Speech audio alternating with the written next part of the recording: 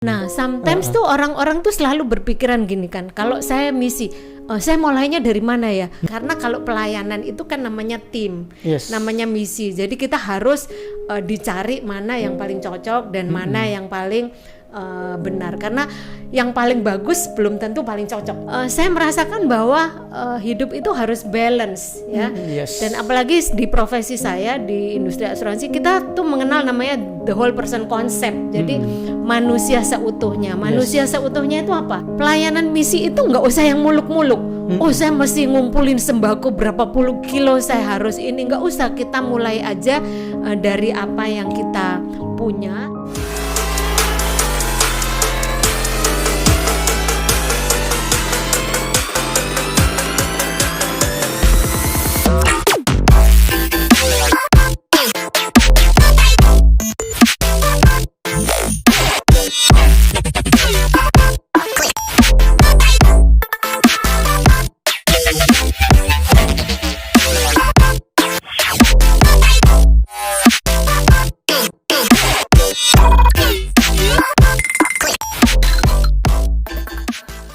Shalom Mitra Misioner. Misi Kita TV adalah wadah dan sarana untuk mengajak, mengedukasi, memotivasi dan menginspirasi serta memobilisasi umat Tuhan supaya terlibat aktif dalam pelayanan misi dan menyebarkan kasih dan terang bagi bangsa-bangsa supaya keselamatan yang daripada Tuhan sampai ke ujung bumi. Misi Kita TV, misi kita semua. Saya Tommy Ringo. Dan saat ini kita akan berbincang-bincang dengan tamu dan narasumber kita yang luar biasa juga, yaitu Ibu Bonita Larope. Selamat sore, shalom. Shalom, selamat sore, selamat malam juga Ibu Bonita. Terima kasih banyak loh Ibu. Iya, sama-sama. Sudah datang di studio Misi Kita TV. Saya thank you juga sudah diundang dan punya kesempatan nanti sharing ya buat pemirsa Misi TV. Wih, luar biasa Ibu ya. Udah berapa lama kita tidak ketemu ya Ibu ya? Iya loh, tahun ini malah kayaknya terakhir mungkin Desember ya 2023 karena udah nggak COVID, jadi kayak udah sibuk dengan kegiatan masing-masing. Iya, sibuk dengan kegiatan masing-masing. Nah, apa sekarang kegiatan Ibu Bonita? Sekarang saya masih bekerja, jadi kebetulan saya emang profesional kan. Profesional saya ya? 12 tahun sebagai bankers, kemudian 12 tahun sebagai bankers dan sekarang ini tahun ke-23 saya di industri asuransi. Di tahun ke-23? Ya, tahun ke-23 di industri asuransi. Wih, luar biasa banget. 2 tahun lagi silver ya, perak. Oh, iya betul ya, ulang tahun peraknya. Ulang tahun perak. Wah, luar biasa banget. Ya, asalnya dari mana Ibu? Tadi saya dengar unik juga dari nama wilayahnya. Namanya ini kan Bonita Larope. Jadi sebenarnya ada nama depannya Beatrix, nama permandian. Kebetulan saya dari Katolik kan. Katolik, oke. Nah, jadi Beatrix Bonita Larope. Larope itu adalah nama fam. Jadi ibu saya Jawa, makanya ini ngomongnya medok. Bapak saya dari Sulawesi Tengah. Sulawesi Tengah. Iya, fam Larope itu nggak terlalu banyak. Saya kalau dihitung adalah generasi ketiga. Oh, jadi iya nggak terlalu banyak. Dan saya baru mengunjungi kampung papa saya tuh waktu bapak udah almarhum. Jadi ada satu kota kecil di Sulawesi Tengah namanya Beteleme. Beteleme itu melewati Morowali, kalau naik mobil itu sekitar 12 jam dari Palu. Dari Palu. Iya, dari Palu, kota kecil. 12 jam dari Palu. Iya, 12 jam. Dan oleh karena kemurahan Tuhan, dari Beteleme akhirnya sampai di Jakarta. Ya, sampai di Jakarta. Berdomisili di Jakarta, berbisnis di Jakarta, melayani ke berbagai daerah bahkan ke luar negeri dari Jakarta. Dari Jakarta. Luar biasa Ibu Bonita. Oh iya. Nah kalau gitu Ibu Bonita. Oke, sorry, maaf, ada teman sampaikan? Enggak. Jadi background itulah yang membuat campuran ya. Jadi campuran. Nah, akhirnya sampai di Jakarta, ya udah, memang saya udah bekerja di Jakarta dan melayani juga ke beberapa daerah, Sulawesi juga, dan itu membuat apa ya, kayak lengkap gitu ya. Lengkap. Ya, jadi kita kayak seperti selain bekerja saya juga melayani juga. Melayani. Nah, apa yang memotivasi Ibu Bonita untuk melakukan pelayanan misi ini? Kan sudah sangat sibuk, wanita karir, bahkan karirnya mentereng, tapi masih memberikan waktu terbaik untuk Tuhan dengan mengunjungi umatnya di daerah-daerah. Jadi sebenarnya dari kecil itu kan ibu saya kemudian aktivis juga, jadi adalah ketua Dewan Wanita Katolik lah di Jawa Timur. Nah, saya melihat papa mama saya itu tuh aktif sekali di pelayanan. Jadi pada saat ibu saya udah kena stroke pun ya, waktu itu ibu saya kena stroke di usia 54, itu masih mengabdikan diri, dan ayah saya tuh masih ngantar gitu, masih nyetir kemana-mana. Jadi figur itu yang saya lihat, dan itu akhirnya membuat saya memikirkan juga bahwa kita itu sebenarnya hidup nggak untuk diri kita sendiri gitu. Itu yang pertama. Dan yang kedua, sesudah jadi saya tidak untuk diri sendiri. Itu yang pertama. Nah, itu Tuhan juga ajarkan kan bahwa kita harus selalu berbagi. Nah, yang kedua, pada saat saya sudah bekerja di bisnis ini, semua orang tahu bisnis asuransi itu tough banget ya. Orang kalau udah kerja di asuransi itu pasti udah persaingan tinggi, kompetisinya tinggi, dan itu sometimes tuh membuat kita itu sedikit egois, terus terang aja ya. Yang pertama itu, dan kedua, saya bilang untuk orang-orang sukses itu kita ada di dunia gemerlap ya, karena setiap tahun mendapat penghargaan, pergi ke luar negeri. Nah, saya merasakan bahwa hidup itu harus balance ya. Dan apalagi di profesi saya di industri asuransi, kita tuh mengenal namanya the whole person concept. Jadi manusia seutuhnya. Manusia seutuhnya itu apa? Kita adalah lengkap. Jadi kita tidak hanya memikirkan mengenai keuangan, finansial atau karir, kita harus memikirkan keluarga juga, kita harus memikirkan kesehatan juga, kita harus memikirkan juga pendidikan, kita harus memikirkan juga hubungan kita dengan Tuhan, dan yang tidak kalah penting itu adalah service atau giving back ya. Jadi kita memberikan apa yang kita udah dapat, Tuhan udah anugerahkan, Tuhan udah berkati. Nah, kita harus juga memberikan ke orang lain atau ke orang-orang di sekitar kita. Amin. Gitu. Luar biasa sekali. Jadi the whole person concept itu membuat kita balance gitu ya. Jadi kita nggak hanya bersaing bekerja, karena kebayang nggak pekerjaan apalagi di Jakarta ya. Jakarta ini kan ibu kota yang orang bilang lebih kejam daripada ibu tiri ya, karena persaingan sedemikian tinggi. Nah, itu tuh membuat orang itu seperti tadi saya katakan sedikit egois. Ya, sedikit egois.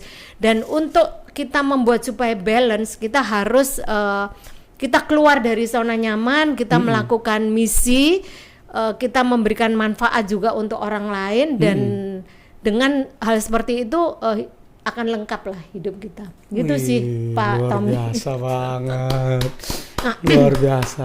Jadi supaya ada keseimbangan. Iya, Ibu, ada keseimbangan. Apa tadi istilahnya tadi? One whole? The whole person concept. The whole person concept. Person concept. Iya, jadi manusia seutuhnya. Manusia seutuhnya. Wih, luar biasa. Nah, itulah yang memotivasi Ibu Bonita melakukan pelayanan misi, Ibu ya, salah satunya Ibu ya, supaya ada keseimbangan Ibu ya. Jadi bukan hanya nerima aja, tapi juga ada waktunya kita memberi kan Ibu ya. Giving back, giving back, iya. Karena kok seperti laut mati kan awalnya kan itu kan Ibu kan air tawar dia. Iya, benar. Tapi karena dia hanya menerima limpahan air, karena dia di bawah permukaan laut, dia kan akhirnya tingkat mineralnya tinggi sekali, sehingga akhirnya sangat asin, dan akhirnya tidak ada kehidupan di dalamnya. Stuck, iya, betul. Karena waktu saya ke Israel juga, waktu saya berenang di sana, saya ngapung Ibu, saking dia garamnya sangat tinggi sekali kadarnya. Nah, itu kalau kita tidak giving back ya, Ibu. Tidak keluar dari zona nyaman. Zona aman. Oke. Nah, jadi saya jadi dengan pekerjaan saya tuh bisa mengkombinasikan dengan apa yang saya lakukan di pelayanan ini.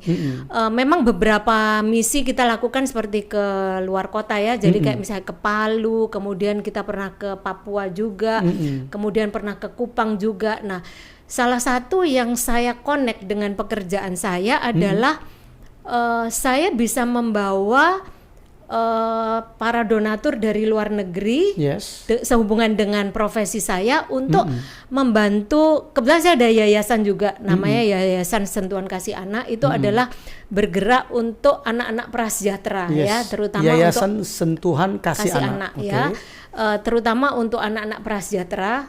Nah, kita pernah membangunkan ruang kelas dari donasi yang kita dapat dari luar negeri. Jadi kita connect. Dibangunkan di Gunung Balong. Gunung Balong, ya, Jakarta Selatan ini ya. Sini, dekat ya lokasinya. Nah, dibangunkan di situ ada ruangan 2 kelas dan itu mereka tulis lah ya, memang donasinya dari luar negeri, dan itu membuat gini. Kalau misalnya saya nggak mampu pun, kita lakukan sesuatu membuat orang lain bisa menyalurkan berkat melalui kita. Amin. Ya, jadi akhirnya sekolah itu dibangun, berjalan mungkin hampir sekitar 4-5 tahun, tapi karena sesuatu hal akhirnya terbakar. Saya nggak tahu nih, kebakarannya kok accident atau memang waktu itu terjadi kecelakaan, terbakar habis. Akhirnya lapak pemulung kita pindah, dan sekarang nih ada 3 lapak yang kita kelola, yaitu di Pertanian, di Cinere, di Fatmawati, dan satu lagi kita ada rumah baca di Serui. Di Serui, Papua sana. Oke. Ya, di Papua. Wih, luar biasa sekali ya. Jadi ketika kita melakukan pelayanan misi, justru kita membuka jaringan-jaringan koneksi kita ya Ibu Bonita ya, untuk bisa membantu menyalurkan bantuan kepada orang-orang yang kita layani. Iya, benar. Wah, luar biasa sekali. Nah, sometimes tuh orang-orang tuh selalu berpikiran gini kan, kalau saya misi, saya mulainya dari mana ya? Saya mesti hubungi siapa ya? Nah, saya harus gimana gitu. Nah, padahal harusnya dengan kita pribadi itu, saya ambil contoh. Pada tahun 2016 saya sendiri mengkoordinasi keluarga Larope untuk mengadakan mission trip ke kampung halaman bapak saya, dan itu adalah pertama kali ke Beteleme. Jadi itulah pertama kali saya datang. Jadi saya tahu dulu bapak saya mandi di sungainya ini, kemudian rumahnya seperti ini gitu. Jadi itu cuman satu jalan aja dan rumah-rumah penduduk di sekitar situ. Nah, waktu itu saya mengumpulkan, jadi kita kadang-kadang nggak kepikiran kan bahwa kakek-kakek, nenek-nenek di kampung itu susah banget dapat kacamata baca.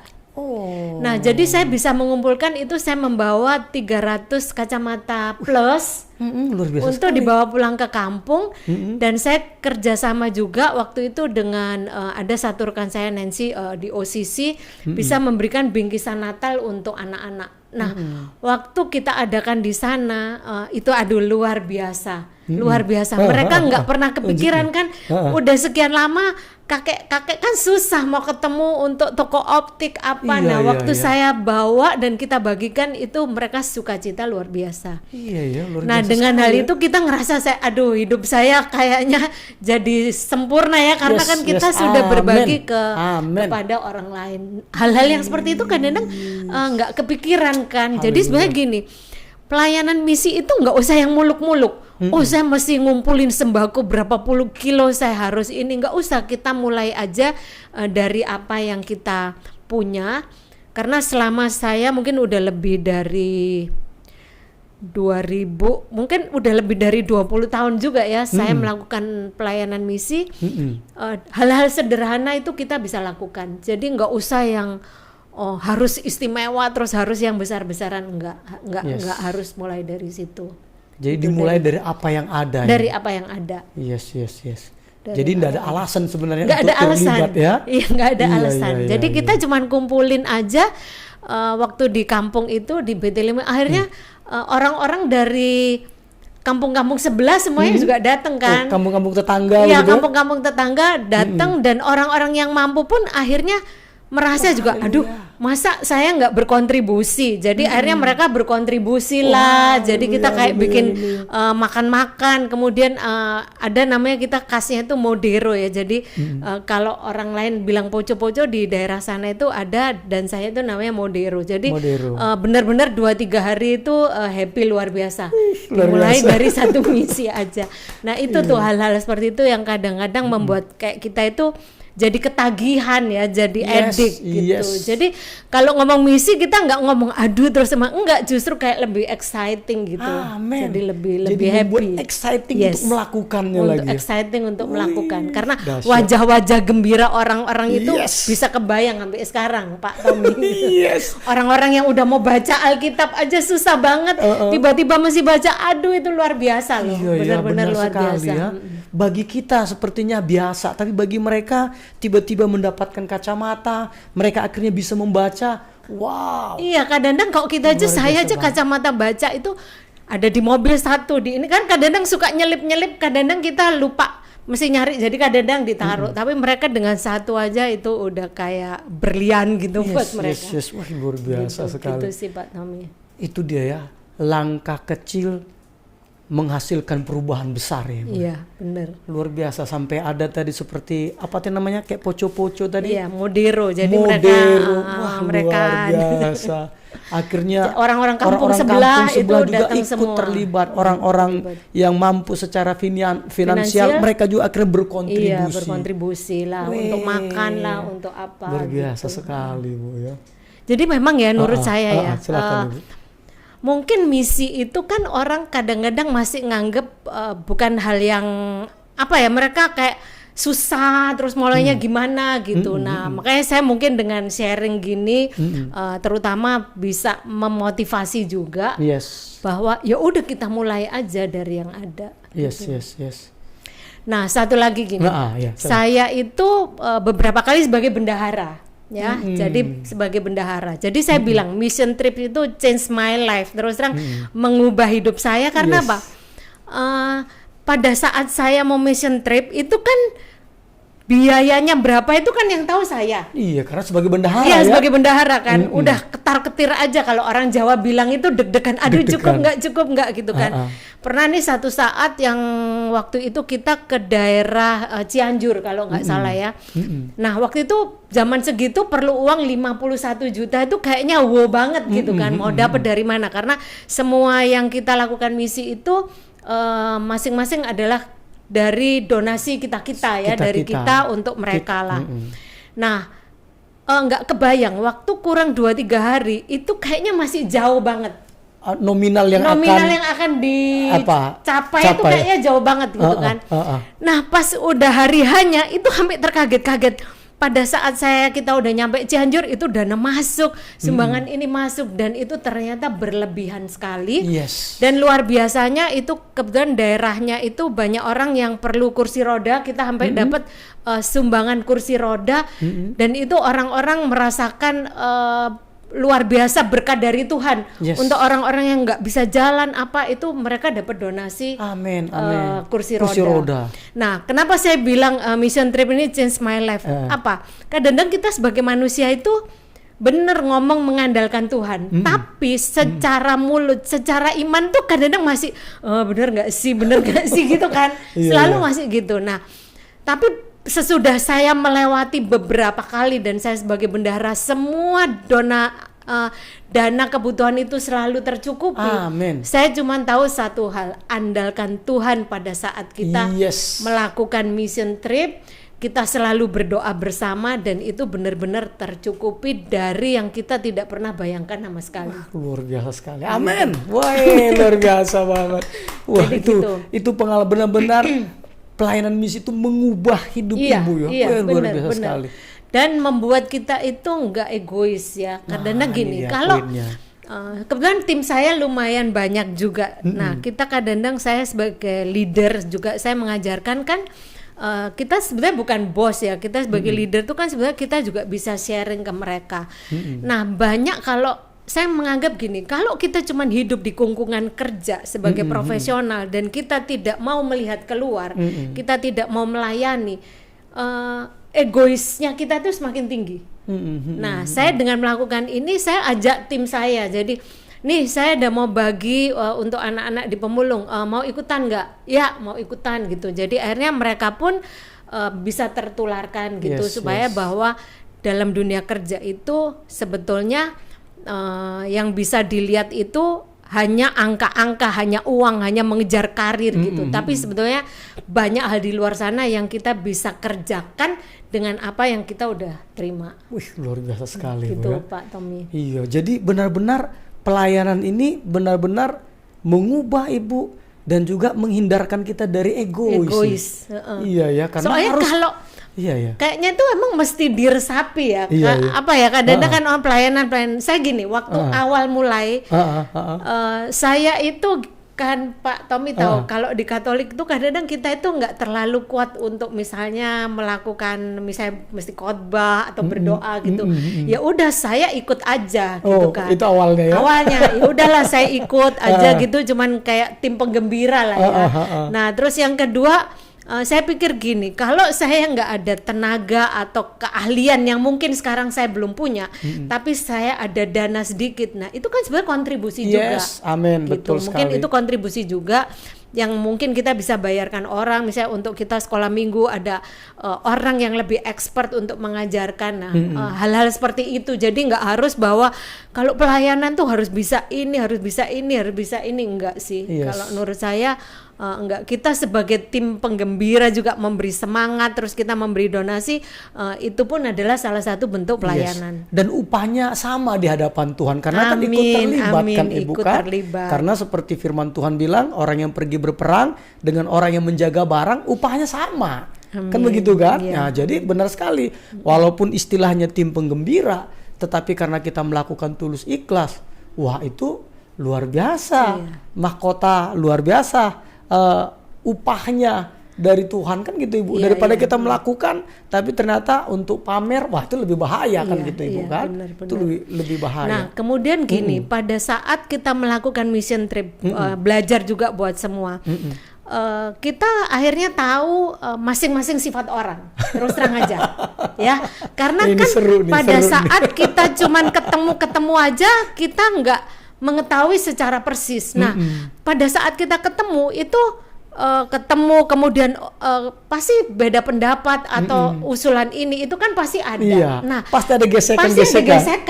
Pasti ada gesekan. Nah, disitulah kita belajar bagaimana kita itu menurunkan keegoisan kita dan menaikkan toleransi kita. Wih, luar biasa. Gitu. Karena karena saya udah lihat ya, saya perjalanan itu udah ya kalau 10-20 kali lah udah ada. Dan selalu ada orang-orang yang mungkin gini, belum terbiasa untuk melayani. Dia maunya mungkin dilayani, atau saya maunya pendapat saya yang dipakai. Nah, saya maunya ini. Nah, nggak boleh, karena kalau pelayanan itu kan namanya tim, namanya misi. Jadi kita harus dicari mana yang paling cocok dan mana yang paling benar, karena yang paling bagus belum tentu paling cocok, benar nggak? Karena kan kalau Tuhan selalu bilang ini yang terbaik, tapi mungkin nggak cocok ditempatkan di sini. Jadi itu belajar. Buat saya yang bekerja, saya belajar juga untuk memahami sifat-sifat orang, supaya saya bisa pada saat saya kembali ke kantor, saya bisa melihat, oh harusnya saya treatnya seperti ini, oh harusnya saya treatnya seperti ini, gitu sih Pak Tommy. Justru jadi mendapatkan pelajaran dari komunitas pelayanan misi ini, tahu jadi sifat-sifatnya orang begitu tadi, akhirnya bisa diterapkan di dalam dunia kerja Ibu Bonita ya. Iya, kan kadang-kadang kita nggak mau, saya maunya gini. Kan kita nggak mau nanti orang bilang gitu, ih kok gitu sih. Nah, akhirnya kan kita pun belajar, saya jangan gitu deh, jadi kok misalnya saya nggak melakukan itu. Itu bagus juga sih, saya pikir, karena itu kan bersosialisasi. Karena misi itu kan bukan cuman pergi enak-enak. Misi itu kan melayani, dan kita semua itu sederajat. Bener nggak? Betul. Mau Pak Gembala lah, mau Bu Gembala lah, mau siapa, kita sederajat. Betul sekali. Gitu kan. Nah, itulah yang kita mesti diterapin bener, dan mesti punya kebesaran hati sih kalau saya bilang. Menurunkan ego kita dan menaikkan toleransi kita ya terhadap sesama satu tim ya Bu ya. Wah, luar biasa. Memang karena biasanya di dalam satu komunitas pasti ada saja yang kepingin menonjol ya. pengen dipakai semua idenya. Iya. Dan di situ menjadi pelajaran bagi kita. Saya pelajaran, saya jangan gitu deh. Jadi saya kayak buat cermin gitu kan. Buat cermin. Wih, luar biasa sekali. Gitu, Pak. Jadi cermin ya supaya enggak seperti itu gitu ya. Dan juga luar biasanya tadi ya Ibu Bonita bahwa semua pelayanan itu bernilai di hadapan Tuhan. Iya. Jadi jangan merasa kecil hati. Aduh, masa gue hanya datang doang? Iya, awalnya kan segitu kan. Gimana? Karena semua kan kan kalau Katolik tahu lah ya, kita kadang-kadang memang kurang menguasai karena memang dari kecil kan kita lebih ke liturgis gitu-gitu. Nah, jadi pada saat saya masuk ya saya sih kalau saya bilang ya udah pokoknya kita terlibat aja gitu, nggak usah takut ada kekhawatiran. Aduh nanti saya disuruh ini nggak bisa, disuruh itu nggak bisa gitu kan. Iya. Kan kadang-kadang kayak saya ingat banget tuh waktu kayak ke Cianjur kan pembagian tugas tuh. Nanti kamu doakan ini. Aduh gimana nih saya gitu kan. Nah tapi kan pada saat saya udah nyemplung. Akhirnya ya mau nggak mau lah udah dapat tugas berapa keluarga mesti didoain, masa nggak didoain kan akhirnya membuat saya belajar juga gitu kan. Kalau tadinya nggak kepikiran gitu gimana lah mendoakan kan, kalau teman-teman yang lain tuh kayak lebih jago-jago, kalau saya udah aduh gimana nih ya nanti, tapi pas udah dicemplungin oh ya udah akhirnya bisa aja gitu kan. Kita bisa mendoakan. Itu aja sih serunya. Luar biasa Ibu Bonita. Iya, jadi mitra misioner Ibu Bonita ini adalah wanita karir, tetapi wanita yang sangat militan dalam pelayanan misi. Jadi benar-benar all out, dan saya sangat diberkati dengan bincang-bincang kita dengan beliau. Nah, kira-kira Ibu Bonita, ada enggak sih Bu mungkin ya kisah yang mungkin tadi kan yang deg-degan karena aduh nanti gue disuruh doa begitu. Ada enggak kira-kira juga satu kejadian yang membuat Ibu juga agak kaget gitu? Tadi ada yang cerita mandi pakai air, ternyata isinya jentik-jentik gitu kan. Ada yang pergi pelayanan, antara rumah dengan toilet jauh, padahal kan untuk jaraknya jauh itu kan kita yang pelayanan misi kan perempuan-perempuan. Punya pengalaman seperti itu enggak sih? Ada dua nih. Jadi yang pertama saya bisa pelayanan ke luar negeri. Waktu itu ke Perth ya. Waktu itu dengan Australia dengan Pak Joni Pardede. Nah waktu itu juga nggak kebayang gitu kan. Pelayanan ke sana ngapain gitu kan. Nah ternyata kita diajak untuk ke panti jompo. Jadi di panti jompo itu ternyata oma opa itu pun mereka gini, secara agamawi mereka mungkin kurang ya. Jadi dia hanya diservis untuk kesehatan, untuk apa. Nah pada saat kita datang kan kita nyanyi terus kita doa, itu melihat rupa mereka itu kayak seneng banget gitu lah. Itu jadi kayak terlihat banget auranya ya. Mungkin karena di negara mereka juga jarang lah ya. Jadi saya juga nggak kepikiran kok pelayanan ke Perth gitu ngapain gitu kan. Biasanya kan ke kampung-kampung gitu kan. Nah yaudah ternyata pas datang ke situ itu saya ingat banget ke panti jompo. Saya tahu berarti itu di Indonesia belum ada. Jadi ada satu panti jompo ya, mereka mungkin cukup mahal juga, tapi mereka siapkan juga untuk orang-orang tua bahwa pada saat di usia tua anak-anak udah nggak ada tempat ya yang menampung untuk itu. Mereka, Nah itu pengalaman yang luar biasa. Nah yang kedua waktu mission trip ke Palu. Ya ini ke Palu sebelum terjadi gempa. Ya. Sebelum terjadi gempa. Nah, kita udah check in nih, masuk ke salah satu hotel. Semua udah masuk. Nggak tahu waktu itu ada juga ya Pak Tommy. Ada juga. Itu tuh saya ingat banget. Udah check in, terus gara-gara kecurian barang yang hilang semua. Iya bener. Akhirnya malam-malam harus pindah hotel kan. Betul. Harus pindah hotel. Nah, itu kita juga nungguin deg-degan ini siapa yang ngambil, karena kebayang nggak kita udah check in kan kita ngerasa bahwa di hotel itu ternyata aman, tapi kok ya kejadian satu kamar ketahuan hilang, kamar yang kedua ketahuan hilang, nah kamar yang ketiga ketahuan lagi hilang. Kalau nggak salah ada 4 kamar ya. Iya betul. Waktu itu kejadian itu saya tuh masih ingat banget harus pindah ke hotel malam-malam, ke hotel yang akhirnya kita tempatin, dan itu hotel itu akhirnya hancur ya karena karena gempa. Nah, waktu saya lihat-lihat fotonya memang bener sih, memori pada saat lihat foto itu kita bisa cerita, aduh saya nginep loh di hotel ini sebelum gempa. 2 itu aja sih yang sangat terkesan ya. gitu Pak Tommy. Wih, luar biasa sekali Ibu Bonita. Jadi benar-benar pelayanan misi ini tadi mengubah hidup Ibu, ya kan? Dan juga membuat Edik untuk terus melakukannya karena melihat wajah-wajah yang bersuka cita seperti tadi yang di panti jompo, melihat orang-orang tua, raut wajah mereka menunjukkan kebahagiaan ya. Hanya karena satu kacamata. Dan juga di Beteleme hanya karena kacamata. Wah, luar biasa sekali Bu ya.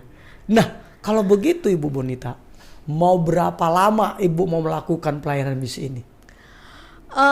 Unlimited. Yes, luar biasa. Unlimited.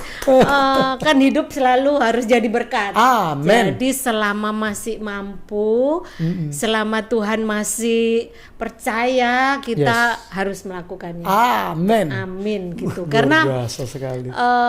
Karena pada saat saya ngelihat gini ya, teman-teman saya tuh untung di industri saya tuh nggak ada usia pensiun. Jadi ada yang agent masih umur 70 masih aktif ini. Nah, saya memang kerja di bisnis ini dulu itu waktu kayak di bank kan saya dapat terimanya gaji ya, dan saya tahu lah gaji pasti nanti minggu kedua, minggu ketiga udah mikir lagi gitu kan.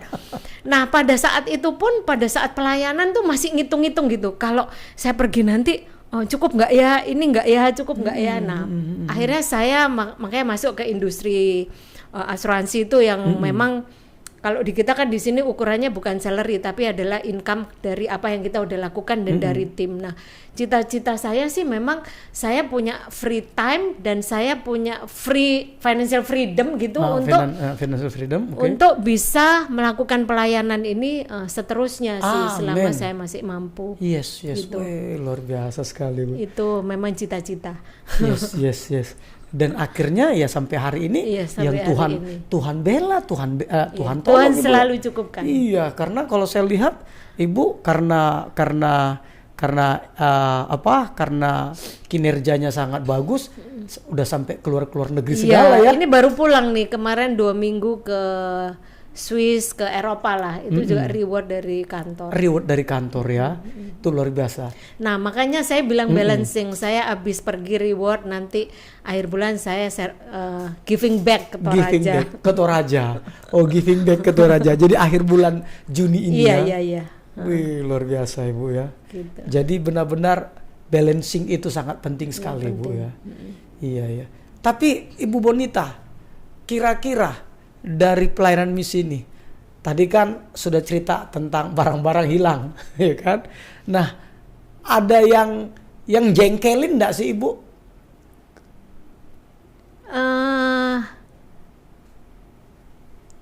Belum ketemu sih ya. Kadang-kadang gini, saya kan ada juga yang pelayanan di anak-anak pemulung kan. Di situ juga ada guru, ada apa. Nah, sometimes itu ada kayak sebenarnya kayak di Serui juga. Kadang-kadang kan kita kayak ada guru, kita beri masukan, mereka nganggep yang benar selalu kan pikirannya gitu. Kalau orang Jawa bilang apa? Ngeyel. Ngeyel. Jadi kadang-kadang kan lebih enak tukar pikiran daripada cuman pakai satu ide aja kan. Nah, sering kali kadang-kadang kayak gitu, tapi ya udah kalau kayak gitu kita cool down aja, nggak usah terlalu dipikirin karena kan sometimes memang masing-masing orang itu punya, ya itu tadi punya karakter masing-masing. Dan saya bilang untuk mempertajam dan memperbaiki karakter itu mission trip tuh. Karena untuk menurunkan ego, menaikkan toleransi. Wih, luar biasa. Kenapa saya tanya begitu kan Ibu? Karena beberapa waktu yang lalu saya pernah bincang-bincang dengan teman saya, gembala sidang, sesama gembala sidang begitu. Pak Tom dia bilang, ini saya pelayanan ke anak-anak jalanan. Wah, ternyata mereka ikutin saya sampai ke rumah. Dan akhirnya mereka sering datang ke rumah. Wah, sendal saya suka hilang Pak Tom, dia bilang. Iya, jadi akhirnya dianggap kayak benalu ya. Iya, seperti kan bolehlah kita bilang dianggap ya kan. Iya. Dianggap. Kan gitu kan. Jadi memang bisa seperti itu ya, kita makanya mesti masuk. Jadi saya ambil contoh yang di Serui aja, itu sampai usia 12 tahun lulus SD pun sometimes dia untuk baca itu dia belum clear banget. Gitu. Jadi ya memang tugas-tugas kita lah untuk bisa untuk luar bisa biasa. Menjangkau lebih banyak lagi. Iya, luar biasa untuk Ibu Bonita Larope. Terima kasih. Sharingnya luar biasa. Thank you. Iya, baik, karena waktu ini Ibu Bonita, mungkin ada pesan-pesan yang ingin Ibu sampaikan kepada pemirsa Misi Kita TV. Monggo Ibu disampaikan. Oke, pesannya apa ya? Pesannya simple aja. Kita untuk menjadi istimewa itu kita kan nggak perlu bekerja yang luar biasa. Kita cukup start aja, mulai aja ya. Saya menghibur nih teman-teman semua, adik-adik, nggak usah terlalu ditakutkan mulai misi seperti gimana. Step 1 langkah aja untuk terjun. Seperti tadi saya bilang sebagai tim penggembira, dari start awal itu nanti kita pasti akan berkembang, akan bertumbuh, dan akhirnya seperti saya bisa sudah lebih dari 20 tahun di mission trip. Pesannya itu aja. Jadi dari langkah kecil nanti kita pasti akhirnya akan menjadi luar biasa. Amin. Baik, pemirsa dari Misi Kita TV, diskusi kita, bincang-bincang kita dengan narasumber kita yang antusias, yang energik, yang bernyala-nyala oleh kasih Kristus, yaitu Ibu Bonita Larope. Kita mendapatkan poin penting bahwa hidup ini harus ada namanya keseimbangan. Seperti dalam 2 Korintus 8 ayat 13 berkata, sebab kamu dibebani bukanlah supaya orang-orang lain mendapat keringanan, tetapi supaya ada keseimbangan. Nah, tadi sudah dijelaskan oleh Ibu Bonita Larope, melakukan pelayanan misi itu supaya ada keseimbangan. Jadi tidak melulu mencari uang-uang, tetapi ada waktunya juga kita giving back. Kita memberi kembali apa yang Tuhan sudah berikan kepada kita, kita berikan juga kepada sesama yang kita layani di daerah-daerah, di kota-kota, maupun bahkan seperti tadi di Perth, di negara lain. Itu poin yang pertama kita dapatkan. Yang kedua juga seperti yang disampaikan oleh Ibu Bonita, kita mulai dari apa yang ada. Jangan takut, nanti ada teman-teman yang akan mendampingi. Dan jangan berkecil hati kalau hanya dalam istilahnya disebut tim penggembira. Karena kembali lagi, upah kita sama di hadapan Tuhan. Dan itu ditentukan oleh sikap hati kita. Bukan sekedar apa yang kita kerjakan, tetapi motivasi kita dalam mengerjakannya. Itulah yang akan menentukan apa yang kita kerjakan itu bernilai atau tidak. Dan berikutnya juga, kalau kita lihat dari kesaksian Ibu Bonita Larope tadi, bahwa ketika kita melakukan pelayanan misi, itu membuat kita makin bergairah, makin bernyala-nyala, membuat kita makin edik. Kenapa? Melihat respon, melihat raut wajah orang-orang yang diberkati melalui tindakan perbuatan yang kita lakukan kepada mereka. Dan juga ketika tadi kita berbincang-bincang tadi dengan Ibu Bonita, bahwa ketika kita melakukan pelayanan misi, kita juga ternyata belajar untuk bersosialisasi dengan baik dan benar. Karena di dalam tim akan ada macam-macam orang, karakternya dan sebagainya. Tetapi itu menjadi pelajaran bagi kita untuk menurunkan ego kita dan menaikkan toleransi kita terhadap sesama. Dan akhirnya apa? Itu berdampak di dalam bisnis kita, seperti Ibu Bonita Larope tadi. Sehingga beliau akhirnya mendapat reward demi reward dari perusahaannya untuk pergi menikmati berkat-berkat Tuhan ke Eropa dan ke berbagai-bagai negara lainnya. Karena apa? Kembali lagi, karena mendapatkan pelajaran ketika melakukan misi bersama, ada hal-hal yang dimana ego kita harus kita turunkan dan juga toleransi kita harus kita naikkan. Jadi kepada pemirsa Misi Kita TV, ayo mari terlibat aktif dalam pelayanan misi. Jangan takut, kami ada di Misi Kita TV ini adalah berkolaborasi dengan banyak organisasi-organisasi Kristen, organisasi-organisasi kemanusiaan untuk memberi hidup lebih baik lagi, memanusiakan manusia dengan kasih, dan kuasa Allah. Terlibat bersama dengan kami, hubungi nomor yang akan ada nanti di layar atau di deskripsi dari program ini. Percayalah, Bapak Ibu dapat melakukan apa yang Bapak Ibu dapat lakukan, yang tidak bisa saya lakukan. Saya dapat melakukan apa yang Bapak Ibu tidak dapat lakukan. Namun bersama-sama kita akan melakukan perbuatan-perbuatan yang gagah perkasa. Amin. Katakan amin. Amin. Ya, sekali lagi Ibu Bonita, matur nuwun sangat Ibu. Ika, terima kasih juga. Seneng banget bisa berbagi. Iya Ibu, terima kasih banyak Ibu ya, luar biasa memberkati. Tuhan Yesus berkati Ibu ya. Dan kita mau sapa pemirsa kita dengan shalom. Tuhan Yesus berkati. Shalom, shalom. Tuhan Yesus berkati.